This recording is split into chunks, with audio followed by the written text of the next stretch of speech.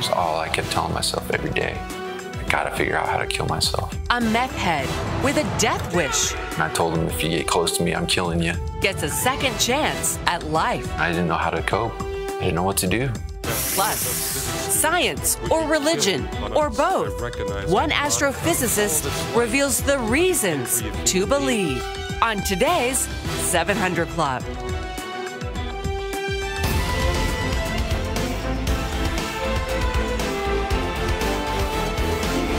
All right, here's the day you've been waiting for. Our fearless prognosticator, John Waggy, is going to tell you exactly what's going to happen in the Senate race, exactly what's going to happen in the presidential race. He's had a pretty good vote record. Sure has. And he's analyzed what's out there, and he's going to tell us. And in addition to that, Hugh Ross is going to tell us what kind of a planet we live in. He's fascinating. As he tells us, he expands our mind to see the whole universe. And then he places this Earth in the middle of it and tells us why we live in this incredible planet. Man, it's going to be exciting today. Well, one day before Americans go to the polls, and once again, that clown who's in charge of our, whatever you call those people, FBI, has become part of the election headlines. This time he says, well, the investigation, we scanned 650,000 emails and we didn't find anything. And we're not going to do anything about the Clinton Foundation because the Justice Department is under the heel of the president and they want a Democrat as their candidate. And so we're not going to stop that. But I stuck my foot into it. Now, under the risk of having my foot blown off, I'm calling it all off. I mean, this is the most ridiculous thing I have ever heard of. Can you even scan 650,000 emails? It's absurd. The whole thing is absurd. It's absolutely absurd. And if, I don't care who gets in there. I think that the Democrats and Republicans will be after him. The thing they're bringing out about him that was so tragic. You remember that Valerie Plame thing? She was a so-called working with the CIA undercover, and somebody, quote, outed her. And they had, so Comey puts his buddy Fitzgerald in charge of the investigation. So they go on and on and on, and they discovered there was a man in the Defense Department who did the leaking. They know exactly who it was, but they went after Scooter Libby and kept after him until he made one false statement, and on that they got him for perjury. And they knew exactly that Scooter Libby wasn't the one, but they did it anyhow. I mean, it was outrageous what they did. Took away that man's law license. I understand he's finally got it back, but I mean, it was just, it's horrible. And this Comey was at the center of it. So I'm a fan of the FBI. I really am. I think they're a wonderful organization, but this man is a disgrace. Terry? Well, the Clinton campaign says the fact that they're not investigating now is proof that she did nothing wrong. But the Trump campaign says it shows that Comey has botched the investigation again. Dale Hurd has the story. FBI Director James Comey told congressional leaders in a letter, based on our review, we have not changed our conclusions that we expressed in July. One source says the new batch of emails contained duplicates the FBI had already reviewed. Donald Trump attacked the move. Right now, she's being protected by a rigged system. The Clinton campaign, which wants the email scandal out of the news, simply said it's happy the matter is resolved. There was no public comment from the candidate who spent the weekend campaigning with celebrities. It is a choice between division or unity, between strong, steady leadership or a loose cannon. But Clinton still faces questions about her handling of her government emails. The FBI announcement came on the same day the New York Post reported that Clinton told her maid to print out classified emails. And the FBI investigation into the Clinton Foundation is reportedly still ongoing. The Trump campaign went all out to reach evangelicals Sunday by sending video messages to churches, warning Christians that they're under attack and that Hillary Clinton will make the situation worse. While Clinton has had the edge in the Electoral College throughout, the polls in many swing states are extremely close. And electoral guru Nate Silver warns Clinton is just one state away from losing to Donald Trump. I want to be the president for all Americans, those who vote for me and those who do not vote for me. On November 8th, we are going to do something so special. Dale Hurd, CBN News. Well, both candidates have been hitting the key swing states in the last days before the election. And one of the most important issues will be who will turn out to vote. David Brody looked at that question in the state of North Carolina. And CBN's Jenna Browder talked to Republican vice presidential candidate Mike Pence. He says the Trump campaign is about ideas, while the Clinton campaign is talking about insults. Mike Pence on the campaign trail. With just hours left until Election Day, he is making his closing argument. Let's go get it done, Michigan. His running mate also trying to stay on point, something we talked about on his campaign bus. Recently, we've seen Donald Trump at the podium, almost coaching himself. Stay on point, Donald, stay on point. What do you make of that? What are your thoughts? I just think one of the most endearing things about Donald Trump, which will make him a great president, is that what you see is what you get. The people know exactly where Donald Trump stands, and they know what he thinks. And I think the day that he becomes president of the United States, the American people will find his candor refreshing, and they'll find his broad-shouldered leadership refreshing. What do you make of Hillary Clinton's closing arguments? You know, she likes to say, when they go low, we go high. Well, I've always been a little dubious of that assertion, because candidly, since I joined this campaign, as Donald Trump is talking about ideas, Hillary Clinton, her campaign, seemed to only be talking about insults. It really does seem like now, even at the end of the campaign, it's again a campaign of insults against my running mate. And I think the American people really see through that. There's so much animosity on both sides. How do you see this playing out? Do you foresee riots, protests come Election Day? Oh no, the American people are expressing themselves with great enthusiasm and great energy in the electoral process. And I believe that when we elect Donald Trump as President of the United States, we're going to begin to see this country come back together again. There's no doubt prayer will be a part of that journey. Pence and his wife Karen both say they have some requests. But I'm always quick to remind people that our families, his and mine, carry a unique burden in these campaigns, and so that's how I always ask for prayers, to remember our families who shoulder the burden every bit as much as the candidates do. People tell us all across the country that they're praying for us, and I just tell them we feel it. For the Trump-Pence ticket, North Carolina is a must-win battleground state. So what are the odds? For that, we turn to my colleague, David Brody. Jenna, those odds are all going to depend on turnout, not necessarily turnout of Trump supporters here in North Carolina, but a lack of turnout on the other side. Hillary Clinton's support among black voters doesn't appear as strong as hoped. African Americans came out in historic levels for President Obama. But so far, early voter turnout here in North Carolina is way down, about 16% lower. Given the sizable African American population in the Tar Heel state, a significant dip would be problematic for Clinton. But Renee Boston Hill, chairman of the Pitt County African American Caucus, says enthusiasm is higher than people think. I have worked the polls every single day since the election started. I try to spend at least a couple of hours out there. And I can say that there's been a heavy presence of the African American community here in Pitt County getting out to vote.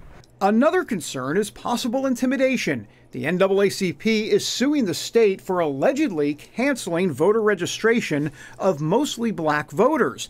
Boston Hill says her group remains focused. Our efforts have always been to keep it moving and to get the vote, to get people to the polls and get the vote out. Meanwhile, conservatives are working to win black voters too. This ad campaign targets black millennials, hoping to convince former Bernie Sanders supporters to board the Trump train. It's all playing out in a key battleground state that will likely determine who wins the presidency. David Brody, CBN News in Greenville, North Carolina. All right, now we're going to get the definitive word for you. You've had all these other prognosticators, you've heard the pollsters, but now we have our own CBN News political editor, John Weige. with his prediction. John, good to see you, Pat, buddy. it's great to see you again. All right, tell me. All right, what's the story? What, you add up, instead of the general election, you add up the Electoral College, and how does it look? It looks tight, Pat, and we've got an electoral vote count that could go anywhere from the winner getting 340 votes to a 269-269 tie. I have it at 270 for Trump, 268 for Hillary Clinton. Wow! Now, and you know, I'm looking here at a real clear politics average of polls. More than a dozen states here, and every one of them is 6 points or less. Many of them in the what would be the margin of error of 3 points. What states are you giving Trump to make that 270? I'm giving Trump Florida, and that's really the key at this point. He's got to win Florida, I think.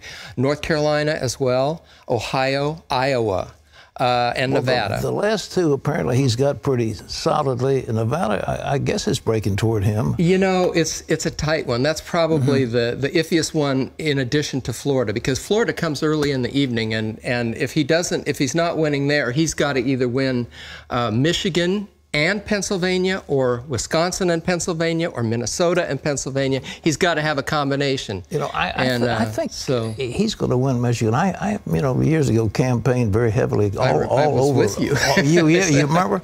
Well, there are huge pockets of conservatives and evangelicals. You got Macomb County. You got the folks up there in Grand Rapids. I mean, it's the whole thing. If the vote is suppressed, or at least not enthusiastic in Detroit, then he'll win Michigan.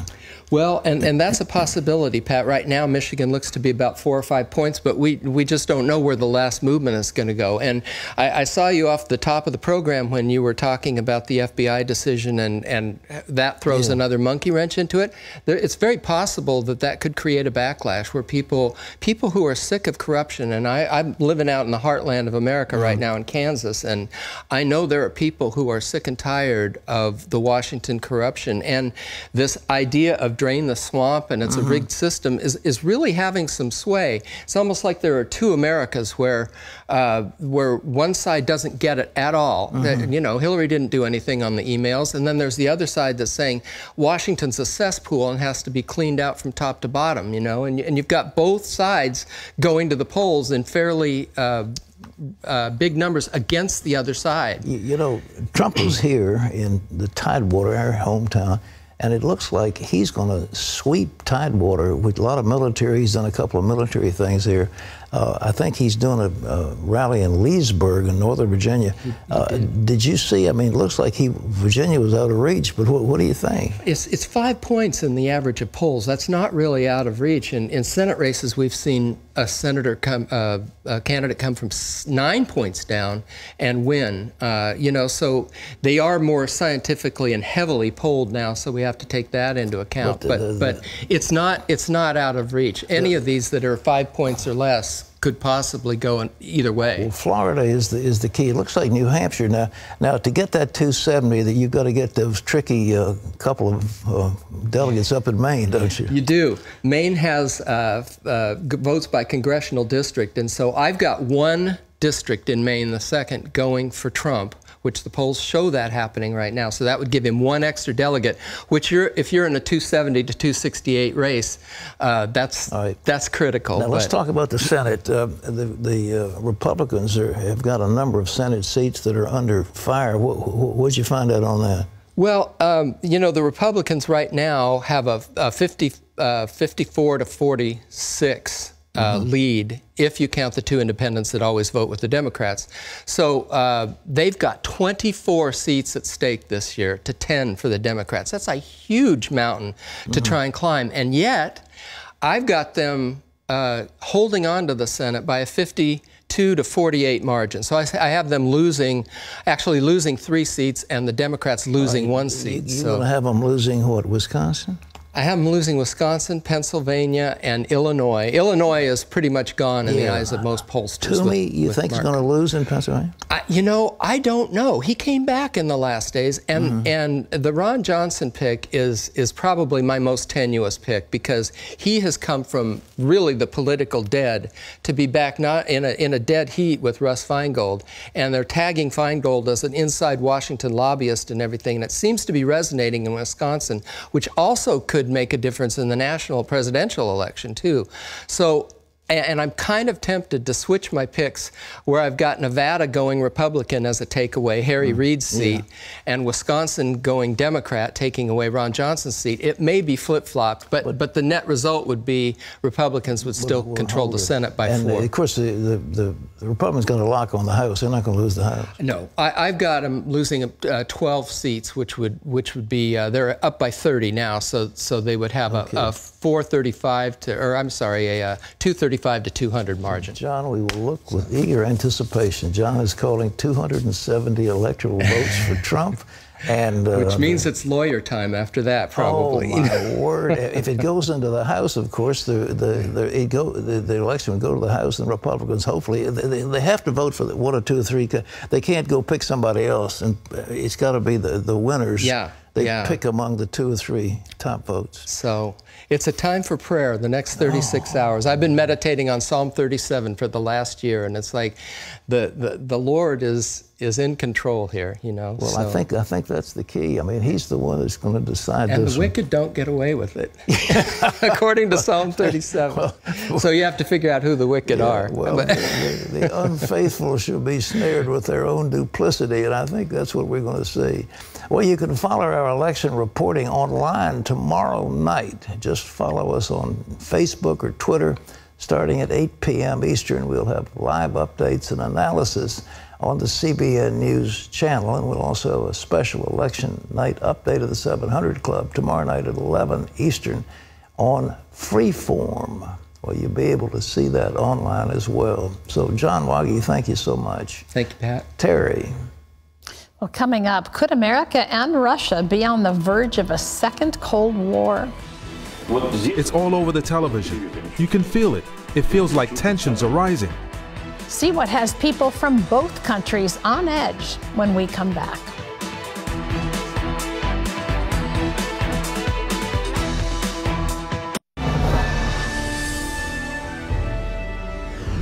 And welcome back to the 700 Club. The growing war of words between Russia and the West is spurring rumors of a new Cold War. That fear led to recent emergency drills where millions of Russians prepared for the possibility of nuclear war. George Thomas brings us that story now from Moscow.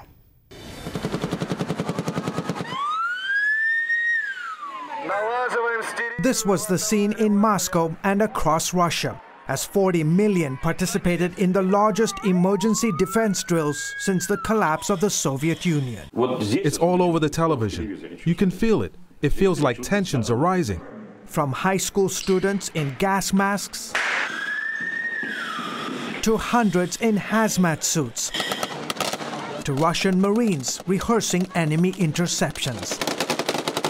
Polls here show half of Russia fears a new Cold War with the West has already begun. Of course I'm worried.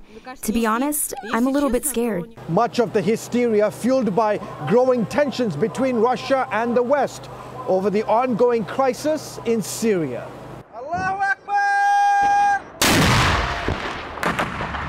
Syria's army, backed by Russia's Air Force, has been pounding rebel areas of eastern Aleppo for weeks. But President Vladimir Putin defends his country's support, saying it's necessary to defeat Islamic militants in Syria. We keep hearing Aleppo, Aleppo, Aleppo. Yes, but the thing is either keeping a terrorist nest there or crushing that nest while doing everything possible to minimize civilian casualties. While polls show a majority here support Moscow's presence there, many believe the conflict has hurt their country's global standing. Add to that concern Russia's recent military action elsewhere. In early October, it moved a nuclear-capable missile system close to Poland and Lithuania, while holding several drills on its western border.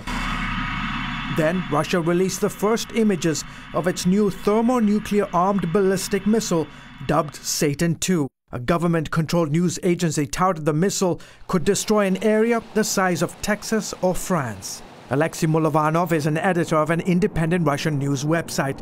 He believes the military flexing is just saber-rattling, but understands why Russia's neighbors are worried. If you keep a rifle at home, you know you have it, and you can use it if something happens. But if you go out on the porch with this rifle every day and parade it in front of everyone, people will start giving you strange looks.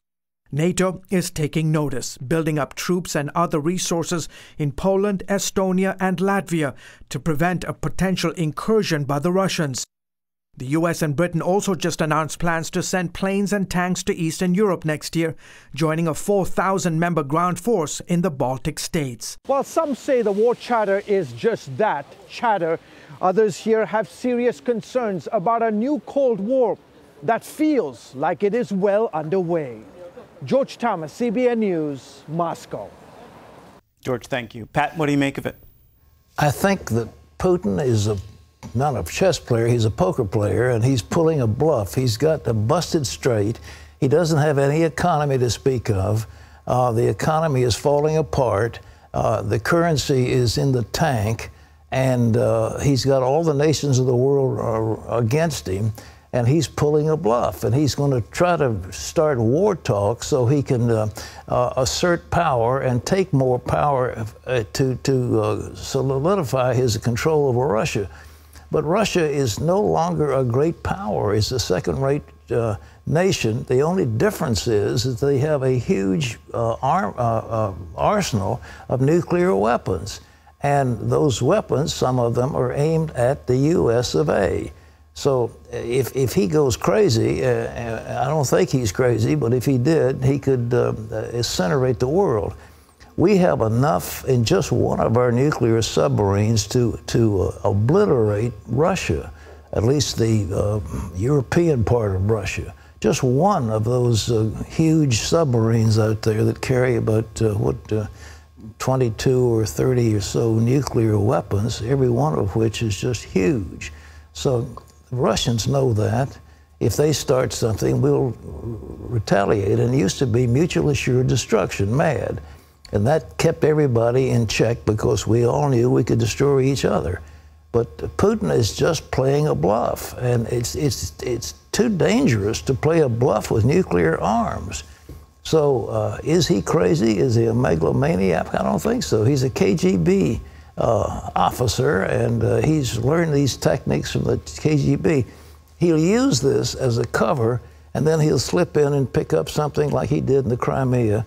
Then he's going to pull something else, and he'll try to, some of those border states, he'll make an incursion into Latvia or Lithuania, one of those, and he'll take over some more territory, and then he's got a huge flotilla going into the Mediterranean to bolster Syria. He wants a big presence in the Mediterranean.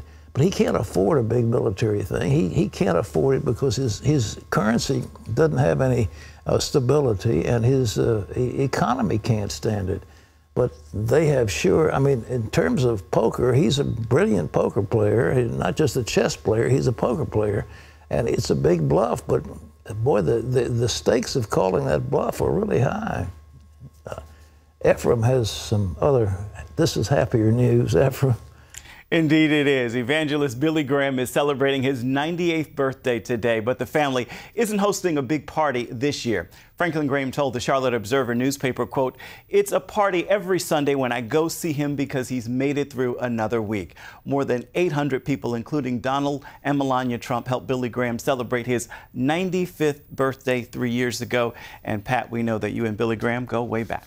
We go way, way back, and you know, he was supported by my mother and father when he was just starting out, and he's been a friend for years. He's been up here several times, and I just want to express my love and appreciation to this great man, and we wish him well. I tell you, I remember I was working in the Billy Graham Crusade in New York, I think it was 1856, and every year Billy Graham was going to end his ministry because this was going to be the last great crusade, and he keeps on going and going and going, and now he's crowding 100. But he has Parkinson's, I believe. He's got tremors. He's almost deaf. Has prostate cancer.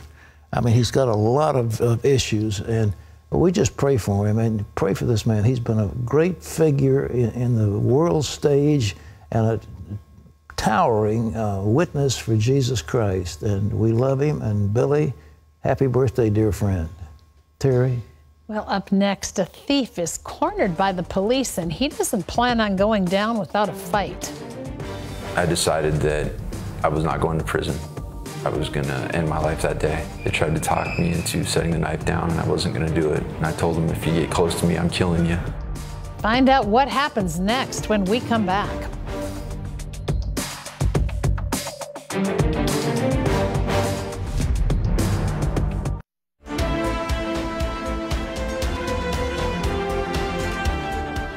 Throughout his criminal career, Steve Benner has stolen laptops, cars, even a brand new hot tub. He did it for the money and the drugs. Then one day, Steve planned on taking something worth far more than anything he'd ever stolen before, his own life. I was running the streets and crazy, and I didn't want to stop. And I thought the only way to do that was to die. I didn't care about my life anymore. I'd lost everybody that I had that it meant anything to me. Steve Benner was 12 years old when his father abandoned his family for another woman. Soon after, Steve's life took a dark turn. I started running the streets at night, drinking alcohol and smoking marijuana. My father wasn't there to say, hey, look, this is not what you're supposed to do or anything. He was gone. By the age of 17, Steve had dropped out of high school. Casual drug use turned into full-fledged addiction. The next 10 years, I did methamphetamine every day. I would smoke meth and I'd be up for a week at a time. It became something that I had to do daily in order just to be normal. I didn't work. I survived and paid for my drug habit by selling drugs and stealing. His mother, who was a Christian, was battling cancer and fighting for Stephen's soul in prayer. I put her through hell. 6 months before my mom died, she sat me down and she looked me in the eye and she said, my friend and I have been praying for you and I have a message for you. And she said, in 5 years, you're not going to be the same person. You're not going to look the same. You're not going to act the same. People won't even recognize you. And I looked at her and I laughed and I got up and walked away. When his mother died, he used meth to block his rage and pain. Methamphetamine numbed me. I felt no pain. I didn't feel anything. Although I was very angry, nothing mattered. Having a good job didn't matter. Having a family didn't matter. Nothing mattered. After years of drug abuse and criminal activity, Steve was caught breaking into a home. Police trapped him in a nearby business restroom. At that point, I decided that I was not going to prison. I was going to end my life that day. And I pulled out a large knife and I kicked the bathroom stall open. They tried to talk me into setting the knife down and I wasn't going to do it. And I told them, if you get close to me, I'm killing you. And he raised his gun and he was about to kill me. And his partner shot me with a taser, hit me in the neck. And I went down and I dropped the knife. In jail, he was placed on suicide watch. I just wanted to die. That was all I kept telling myself every day. I gotta figure out how to kill myself. I had realized that everything I'd been doing my entire life had left a trail of hurt and pain for other people that didn't deserve it. I looked at myself and I realized the monster I'd become. I was full of anger and hate and addicted to drugs, and I didn't know how to cope. I didn't know what to do. An inmate in Steve's cell block encouraged Steve to turn to God. I picked up a Bible and I started reading, and the words were jumping off the page at me. I started learning that I could be forgiven for the terrible things I had done. Alone in his cell, Steve asked God to forgive him. I said, Lord, if you can fix my life, you can have it. I'm worth nothing. I have completely screwed my life up. And here, it's yours. I felt warm, I felt his presence. I knew that I had just made a decision for Christ. I had hope again. It was like I woke up one day and I smiled for the first time in 20 years. And I realized it, and I got goosebumps. Steve says God immediately set him free from drug addiction. At that moment, he realized it had been 5 years since his mother had told him that his life would change. Everything changed. I was happy. And I was looking at 7 years in prison, and I wasn't worried about it. I had peace. After serving his sentence, Steve was released from prison in 2014. The hole left in his heart by his dad's rejection had finally been filled with love from his heavenly Father. I feel love that I haven't felt in so many years, and I have a Father that I can depend on now. He'll never leave me or forsake me. You're never too far gone. As long as you're here and you're still breathing, God can reach down in the pit of hell, and He can pull you out and set your feet on solid ground. And He can clean up your messes. No matter what you've done, it's never too late. As long as you're still breathing, it's not too late. You can turn to Jesus and ask for help, and He'll answer your call. Boy, there's a truth worth hanging on to. It's never too late. You can't go too far to not be redeemable by the blood of Jesus Christ, by the love of a Father who will never leave you. Here's the thing, you know, we walk around, we are children. We're invited to be children of the King of Kings and Lord of Lords, and so many times by our own hand, by our own choices, by our unwillingness to go back to places where we were hurt and take care of them, we live like paupers. We settle for less. We're doping ourselves up so we don't have any feeling because we don't know what to do with our emotions. We're filled with anger and frustration. There's no hope in sight. And yet what happened with Steve was once he came to the well of God's Word, a little milligram of truth brought a glimmer of hope into his hopelessness, and his life was forever changed. Oh, today, if you are just regretting the way you've lived, if you feel like you can't grab hold of God because why would God want you? Let me tell you another truth. Steve said at that point, he felt like that point in that jail cell, his life was worthless, like he wasn't worth anything. By this world's standards, that may have been true. He had killed off everybody who cared about him. But this is what I want to say to you that we never understand until we receive that warm love of a Father who will never forsake us. We are invaluable to the Creator. God created you with a plan and a purpose in mind. Don't let anyone or anything or yourself rob you of the fulfillment of all of that. If you've gone far away, get down on your knees today and lift your hands up to the living God who has been waiting for you and say, God, I need you. I'm desperate. Jesus, come into my heart, save my soul, change me. Surrender, give it to Him. What have you got to lose? Absolutely nothing, but you have everything to gain. Invite Jesus Christ into your heart today. It's the beginning of a journey that will change your life.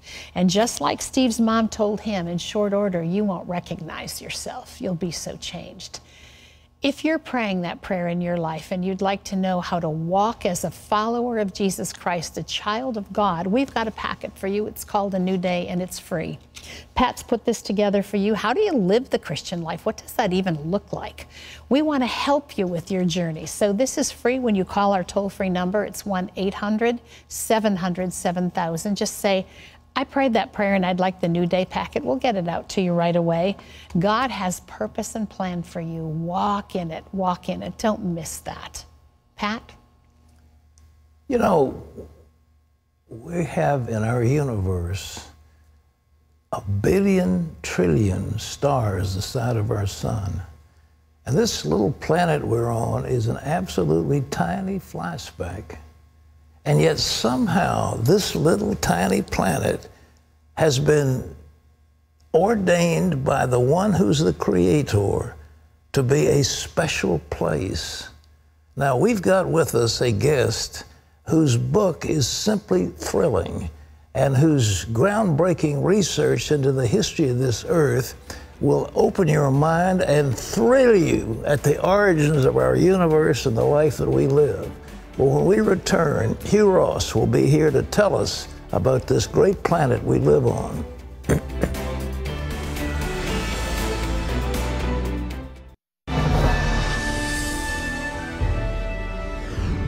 And welcome back to the 700 Club. ISIS is calling on its followers to, quote, slaughter Americans who'll be voting tomorrow.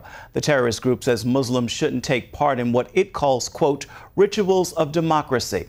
The threats were reported by a terrorist monitoring group called SITE. Federal officials have also warned about possible terrorist attacks by al-Qaeda around Election Day in New York, Texas, and Virginia. CBN India is using its program called Health in Your Hands to teach the poor communities about health care. The program focuses specifically on women and children, teaching them to take their health into their own hands. Health topics covered include how to care for burns and cuts, as well as teaching children how to recognize bad touch versus appropriate touch. After starting the program in December of 2013, there are now 300 camps a year, and every person is able to take home their very own health care kit. You can learn more about what CBN is doing around the world by going to cbn.com/international. Pat and Terry are back with more of the 700 Club. It is coming up right after this.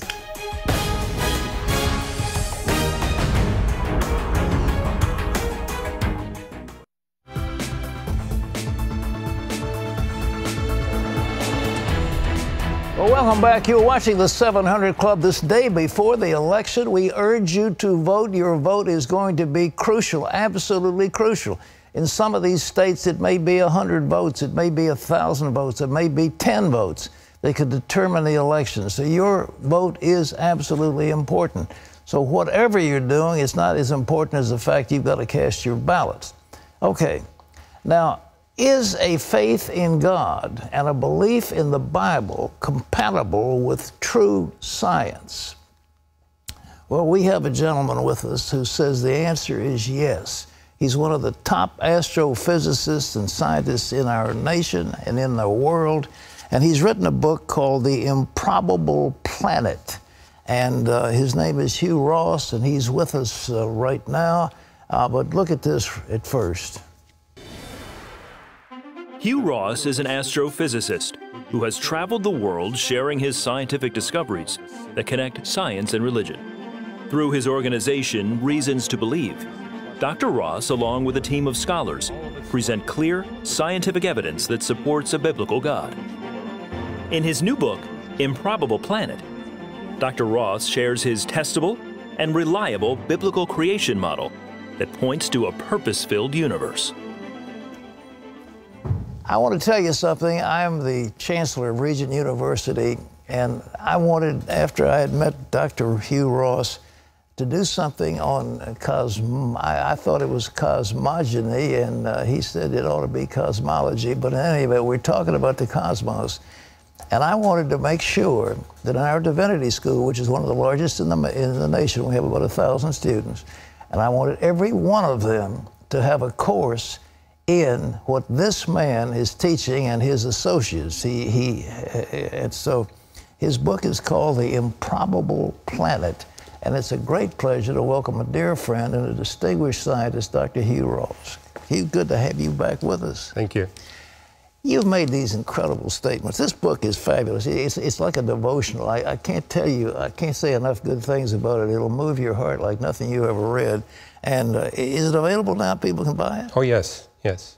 Okay. It's been out for 6 weeks now. 6 weeks? Is it selling well, I hope? Very well, yes. All right, well, let's have more of them. All right. It's called The Improbable Planet, and it's available on Amazon and so forth. Okay. You have said, all right, we are in a universe. What is the place of this Earth in the universe? Where does it sit in relation to everything else? Well, it's on the surface of the universe. Everything's on the surface of the universe, but we're kind of on the edge of a super cluster of galaxies. We're on the edge of the Virgo supercluster of galaxies. And that is the one place where advanced life is possible. Anywhere else that wouldn't be the case. Literally, the entire universe must exist. It must be exactly the size that it is, the mass that it is, and the age that it is to make possible advanced life. The whole universe exists to make planet Earth possible. Well, how many planets like our star, I mean, our sun? What did you say, a billion trillion? 50 billion trillion stars. Wait a minute, 50 billion trillion? Yeah, give or take a few. 50 billion, and this tiny, it's a teeny tiny little planet. But all the rest of it exists, so this planet, and... if you want one planet Earth, you need the universe to be exactly as it is. Why? Okay, if you make the universe less massive, yes, the only elements you get are hydrogen and helium. Yes. Make it slightly more massive, all the elements are heavier than iron. In both cases, you're missing the carbon, oxygen, and nitrogen that's essential for life. So the mass of the universe determines the chemistry of the universe. But of this helium, you got to have all this mass. All this mass in order to get the elements you need for life, yes. And I understand there was something that scientists believe called the Big Bang, that there was an incredibly dense moment of a little bit of matter, and it exploded, and out of that came the universe. Is that the way it was? That is the way it is, but it must be incredibly fine-tuned. Yes. It's not a chaotic explosion. In fact, it's the most fine-tuned thing we can measure in all of science. It's such, and I write about this in the book, how the fine-tuning of the universe exceeds the best examples of what we human beings can design and fine-tune by greater than a factor of 10 trillion, trillion, trillion, trillion, trillion, trillion, trillion, trillion, trillion times. Stop it. Come on. In other words, you're not just saying that. I'm not just saying it. It's something we can measure. All right. Basically, the God that created the universe must be at least that many times more intelligent, more knowledgeable, creative, and powerful than us human beings.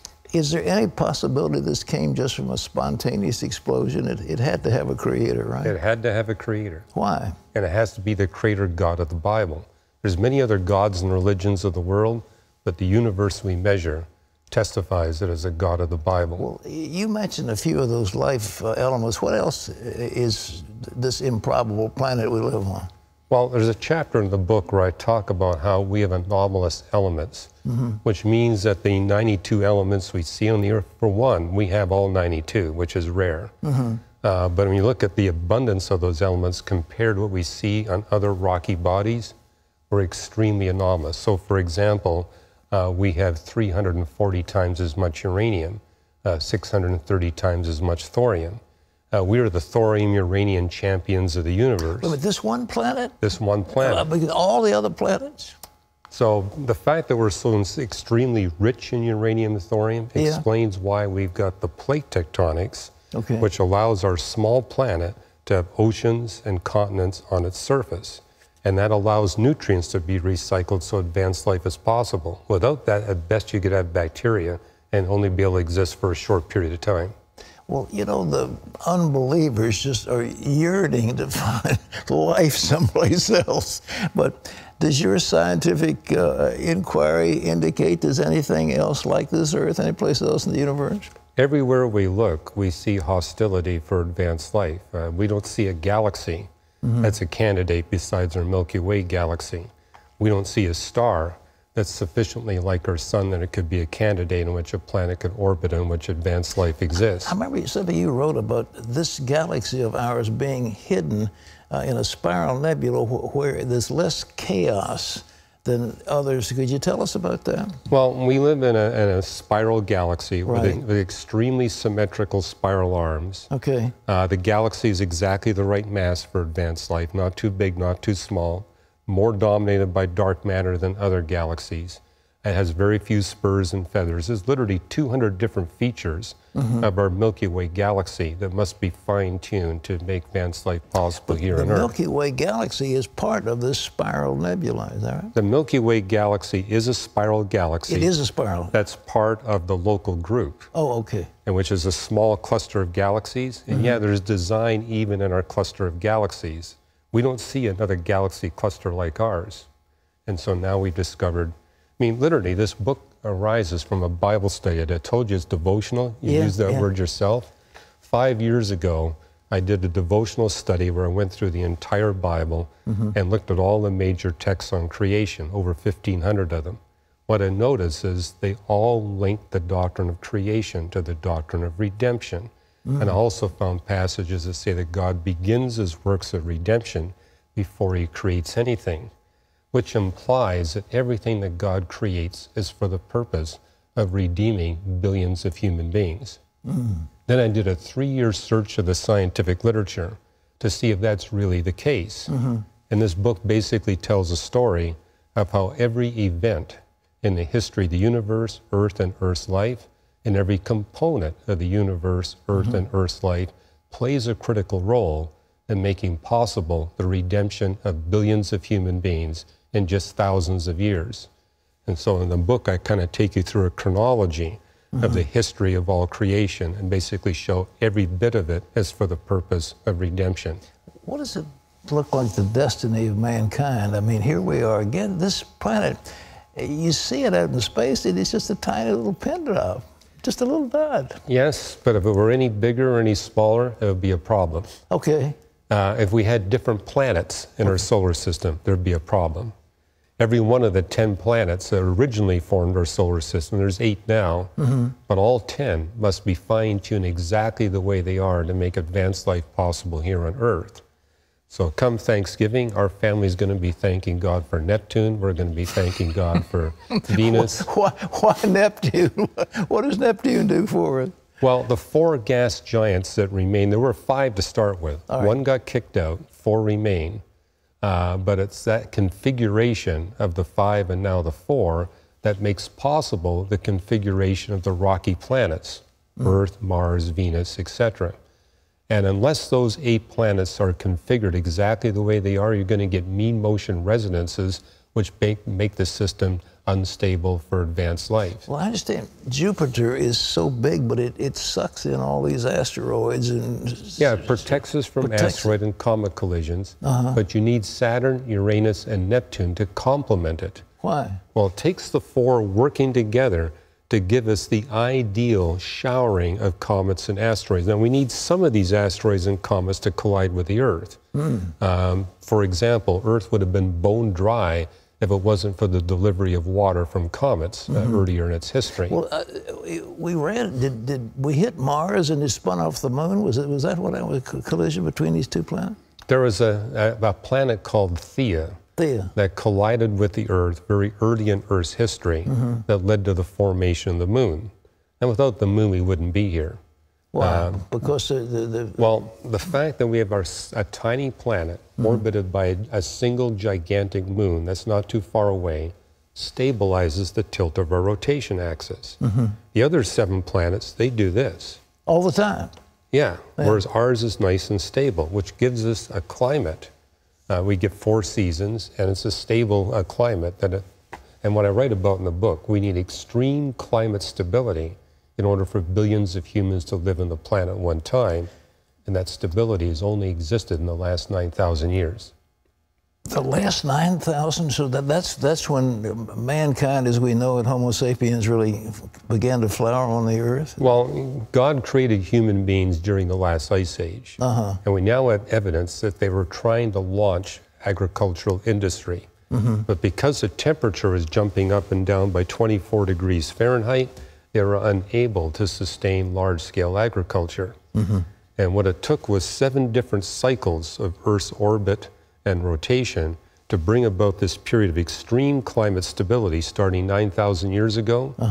And that's what enabled us to have large-scale agriculture so we could grow enough food to feed billions of human beings. What do you think this planet can sustain? Do we know? That period of extreme climate stability can be sustained for a maximum of maybe 1,400 more years, and it could be as little as 100. And that's it? That's it. So it's going to end. But the story I conclude with at the end of the chapter, we're really close to fulfilling the Great Commission. And the promise we have in Romans is the moment that Great Commission is fulfilled, God's going to replace the current creation with a brand new creation. And so I'm hoping as people read the book, Christians who read the book will be motivated hey, we can get this job done quickly. Will end with a fervent heat? Is that he's going to? The universe will disappear with a fervent heat. It'll be rolled up like a scroll. There's actually a model in cosmology that's consistent with that. But the whole point is, God created this universe as a tool to eliminate evil and suffering. Now, once that's achieved, we have the promise of a brand new creation. I am so thrilled. You know, I talk to Hugh and my spirit just takes off. And I'm not all that emotional, but this book, The Improbable Planet, you need to get a copy. Now, the thing that is important I want to mention is that you, God bless you, have agreed to help us at Regent University have a course in this, and I want every single theological student, we've got 1,000 divinity students, and hopefully it'll go to 2,000 or 3,000.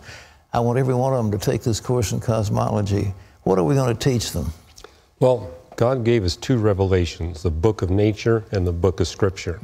We're commanded to study both, because the book of nature is a way we can bring unbelievers to the book of scripture. And what I describe in this book, Improbable Planet, this redemptive key gives us a new way, a more efficient way of interpreting the book of nature. Now, I'm speaking to secular scientists saying this is a better way to advance scientific research. Interpret the book of nature in the context of redemption, and we're going to make much faster scientific progress. You know, there's been a little struggle, and I don't want to put down any of our brethren, but the idea of the old earth and the, you know, young earth and so forth, that this earth is only 6,000 years old and so forth because of adding up Usher's dating in the Bible. What do you say about all that? Well, we stress integration at Reasons to Believe. It's not enough to try to interpret the Bible from one book. It's 66 books. So we need to read the Bible both literally and consistently. So before drawing a conclusion, what do all 66 books say? Likewise with science. You need to look at all the scientific disciplines before you draw a conclusion.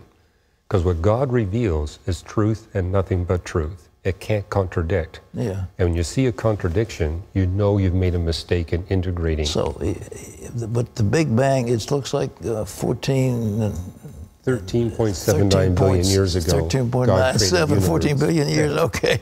And there's not 6,000 years, but that's what all the geology... Well, humanity is recent, but the Earth and the universe have been here for a long time. This book tells a story of how God used the whole age of the Earth, the age of the universe, to open up this tiny window in which billions of us can be redeemed, not in millions of years, but only thousands of years. The Great Commission. What a wonderful... Listen, the improbable planets you needed. Dr. Hugh Ross is here. And let me tell you, Regent University is so blessed that they can have a man of his caliber to assist in teaching young people, young ministers, the truth of what's going on in our world. That's all the time we've got. But Hugh, God bless you, man. You're an inspiration. Thank you. Well, we leave you with today's Power Minute from Isaiah 54. No weapon formed against you shall prosper. This is the heritage of the servants of the Lord. Well, tomorrow, at long last, it's Election Day, and you'll get your coverage right here on Tuesday's show. But in the meantime, make plans to vote. Vote early, vote often, as they say. And we'll see you tomorrow. Bye-bye.